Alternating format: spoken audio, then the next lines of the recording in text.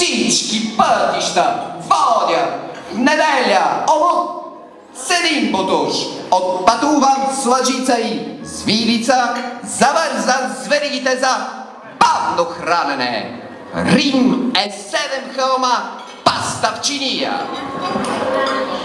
канелони, tagliatelle, равиоли, ригатони, пенне, феточини, 7 хълма паста, опръскани с синьо сирене и с кръв, с фонтани болонезе, с акведукти песто, с захтинени реки, с моцарелени кущари, с пармезанени сгради, с древен форум от прошуто, с пержени колони на катедрали от бекон, рикола, рикота и рагу, с ватикана халюциногенна отровна радиоактивна гъба, в центъра на Рим, макарони и пипола, пълзят из улиците на града. Аз обхождам колоните по щарите изградите Свети Петър, храма на Минерва, Сенат, форумът и пантеонът и навождам всички кардинали като каперси на върха на вилицата си.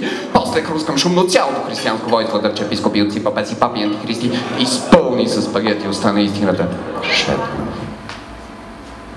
Това е философия на храненето. Пийте ви, пишете ви, и като няма хляб и зрелища,